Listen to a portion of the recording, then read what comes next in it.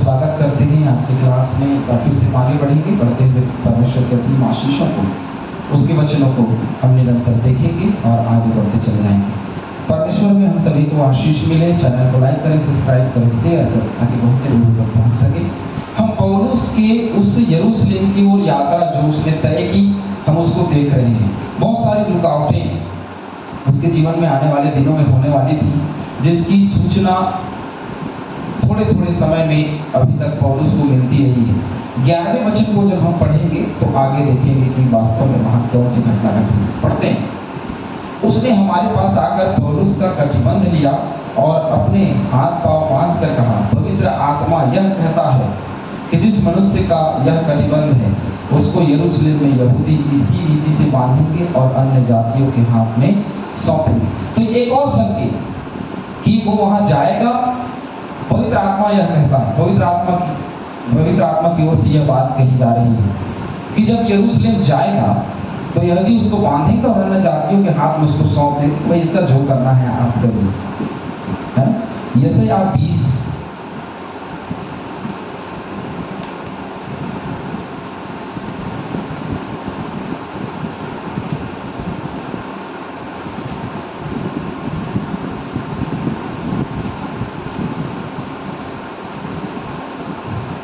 का 19, यशायाह 20 का 19,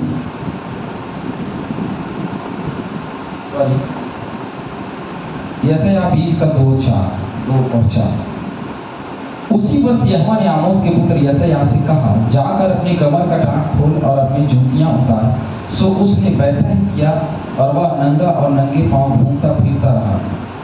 और यहोवा ने कहा, जिस प्रकार मेरा दास यशायाह 3 वर्ष उघाड़ा और नंगे पांव चलता आया है कि मिस्र और कूश के लिए चिन्ह और चमत्कार हो, उसी प्रकार असूर का राजा मिस्री और कूश के लोगों को बंधुआ करके देश निकाल करेगा। क्या लड़के क्या बूढ़े सबों को बंधुए करके उघाड़े और नंगे पांव और नितंब खुले ले जाएगा, जिससे मिस्र लज्जित हो। तो कई भविष्यवाणियां जो की गई हैं, हम देखते हैं कि पूरी लगातार की गई हैं, है ना। अब मत्ती 20 का 19 भी देख लेते हैं, चलिए। और उसको अन्य जातियों के हाथ सौंपेंगे कि वे उसे ठट्ठों में उड़ाए और कोड़े मारे और क्रूस पर चढ़ाए और वह तीसरे दिन जिलाया जाए। तो प्रभु यीशु मसीह को भी सौंपा गया, है ना, कि उसको क्रूस पर चढ़ा दिया जाए, उसको मार दिया जाए, उसको उसके प्राण ले लिए जाए। हालांकि ये सब कुछ तय किया गया था प्रभु यीशु मसीह के द्वारा, परमेश्वर के द्वारा। लेकिन यहाँ भी वही चीजें हैं। पौलुस को हर एक चीजें बताई जा रही हैं, लेकिन आत्मा ने कहा है कि तुझे यरूशलेम जाना है। सभी घटनाओं को जानते हुए, हर एक सचेत करते हुए, हर एक चीजों को जानते हुए भी वो वहां जाता है। हालेलुया। चलिए, जब हमने ये बातें सुनी तो हम और वहां के लोगों ने उससे विनती की कि यरूशलेम को ना जाए। अब लोग लगातार पौलुस से विनती कर रहे हैं, लगातार वो पौलुस से मिल रहे हैं और कह रहे हैं कि मत जाइए, क्योंकि भाई प्रेम है, इसीलिए क्योंकि प्रेम है। और उन लोगों ने उनके लिए प्रचार किया। वो बार बार बोलते हैं कि मत जाइए। देखिए, प्रेम होता है जो बंध जाता है ना। हर एक कलीसियाओं में अपने पासवान के प्रति प्रेम होता है। जिस कलीसिया में पासवान के प्रति प्रेम नहीं होता, उसको ये बोला जाता है कि आप चले जाइए। लेकिन जहाँ प्रेम होता है वहाँ बोलते हैं कि नहीं, खतरा है, वहाँ जाना सही नहीं, आप मत जाइए, रुक जाइए। आत्मा हमको बता रही है कि वहाँ बड़ा ही अप्रिय घटना होने वाला है, आप वहाँ मत जाइए।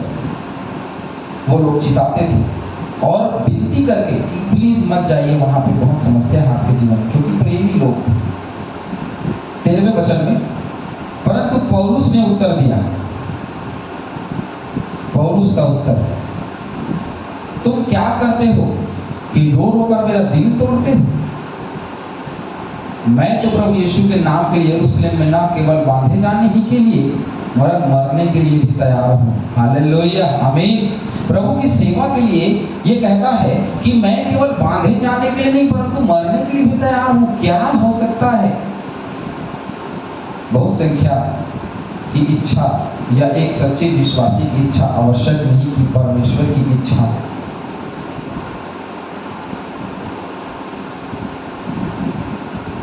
लेकिन ऐसा नहीं है कि जो दर्शन उनको मिल रहा है वो गलत है या जो वो विनती कर रहे हैं वो गलत है। वो इनका प्रेम था और जो आत्मा उनको चिता रहा था कि वहां खतरा है। लेकिन कभी भी परमेश्वर पौलुस के जीवन में ये नहीं चाहता था कि वो पौलुस जो यरूशलेम ना जाए। उसकी इच्छा थी, क्योंकि आत्मा से बंधा हुआ वह यरूशलेम को जाने के लिए निकला। तो वो आत्मा से बंधा हुआ है, उसकी विधियों पे बंधा हुआ है, उसको यरूशलेम जाना ही है। लेकिन बार बार उसके लोगों को हर एक चीजें मिल रही है और ये बड़ी गवाही का कारण आने वाले दिनों में उन लोगों के लिए बनने वाला था। और आज हम सबके लिए भी पौलुस का जो पूरा जीवन है वो गवाही के रूप में बना हुआ है कि सब कुछ जानते हुए भी यरूशलेम गया। आज हमको पता चलता है कि यहाँ ऐसा खतरा, अरे खतरा छोड़िए, आज तो ऐसे मैं दोष नहीं लगाना चाहता, लेकिन जो सत्य है वो बात बताना चाहता हूँ। आज ऐसे सेवक और दासगण है, बोलना नहीं चाहिए, लेकिन ऐसे सेवक और दासगण हैं जहाँ पैसा कम मिलने के आसार दिखते हैं, वहाँ लोग जाना पसंद नहीं करते। हालेलुया। तो ये मेरा और आपका कर्तव्य नहीं है। मेरा और आपका कर्तव्य है सुसमाचार का प्रचार करना। और प्रभु यीशु मसीह ने कहा है मजदूर को उसकी मजदूरी मिलनी चाहिए।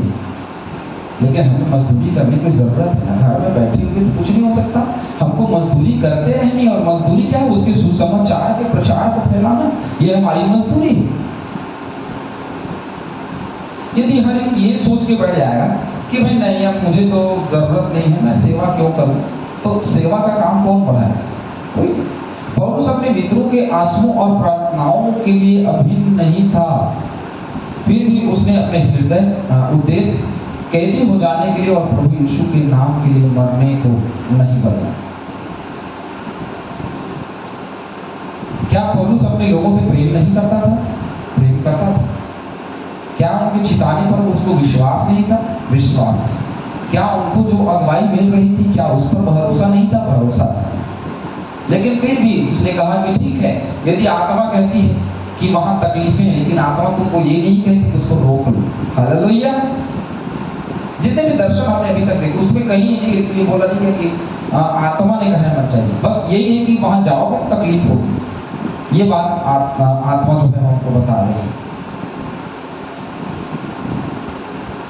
तो प्रभु यीशु मसीह के लिए जो व्यक्ति मरने मिटने के लिए तैयार है, उसको मौत से क्या गम, क्या डर।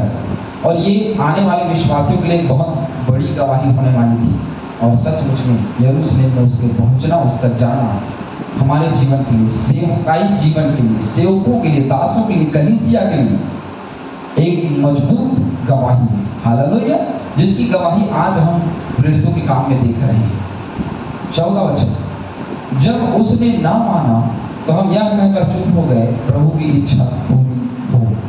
अब देखिए, मानना और नहीं मानना ये तो पौलुस के ऊपर नहीं निर्भर करता था, क्योंकि आज मानेंगे नहीं मानेंगे ये हमारे ऊपर निर्भर नहीं करता, ये परमेश्वर के ऊपर निर्भर करता है कि वो क्या चाहता है, उसकी इच्छा क्या है। क्योंकि प्रभु यीशु मसीह ने कहा, प्रभु यदि तू चाहे तो कटोरा मेरे सामने से टल जाए, लेकिन परमेश्वर की इच्छा क्या थी कि उसको क्रूस पर चढ़ाए। उसने कहा, प्रभु फिर भी तेरी इच्छा पूरी हो। मतलब क्रूस पे चढ़ाया जाना वो उसकी इच्छा थी जो पूरी हो जाए, उसको कोई समस्या नहीं है, प्रभु की इच्छा पूरी हो जाए। जैसे उसने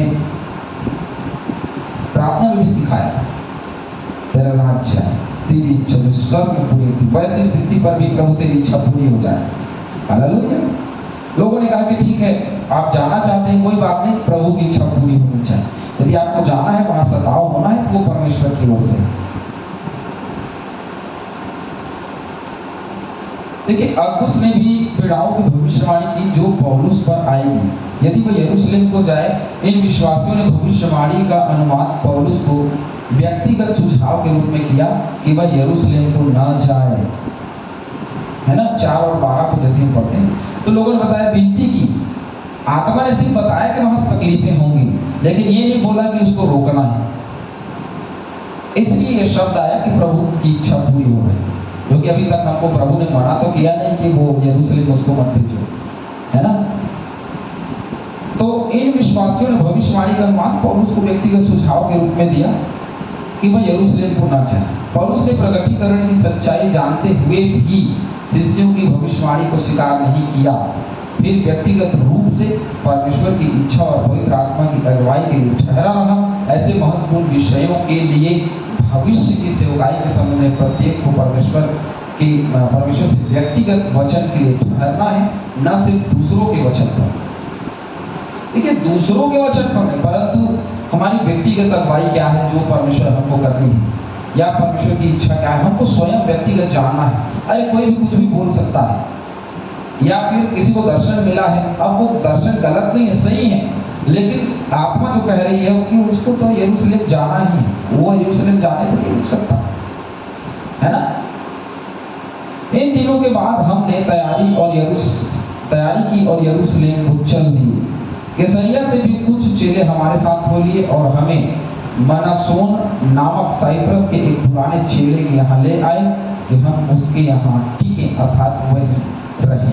यरूशलेम में मनासोन नामक साइप्रस के एक पुराने चेले के यहाँ ले आए। कहाँ? यरूशलेम। कैसरिया से भी बहुत से लोग आए और वो यरूशलेम को चल दिए, निकल गए। हालेलुया। अब ये उसकी इच्छा है कि वो वहाँ उसके साथ में क्या होगा क्या नहीं होगा, ये उसकी इच्छा पर डिपेंड करता है कि क्या होने वाला है क्या नहीं होने वाला है। प्रभु की इच्छा, जैसे मत्ती 26:39 को हम पढ़ते हैं, जहाँ पे हम प्रार्थना को देखते हैं प्रभु यीशु मसीह की, गतसमनी के बारे में। रूत 1:18 भी आप पढ़ेंगे तो वहाँ भी आपको उसकी इच्छा के ऊपर मिल जाएगी, है ना। तो उसकी इच्छा को जानना हम मनुष्य के लिए बहुत जरूरी कि वो हमारे जीवन से उसकी क्या इच्छा है। चलिए प्रेरितों के काम 23-11 वचन पढ़ते हैं।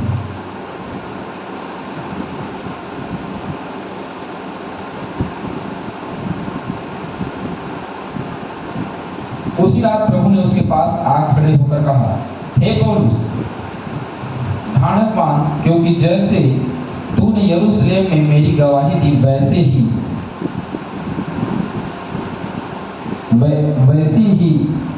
तुझे रोम में भी गवाही देनी है। हालेलुया। अब ये उसकी इच्छा थी कि वो वहां जाए ताकि वो यरूशलेम में गवाही दे। हालेलुया। तो मैंने कहा कहीं ना कहीं किसी भी विषय को हम देखते हैं जो पवित्र आत्मा की ओर से अगुवाई रूप में आती, हमारे गवाही के कारण बनते हैं।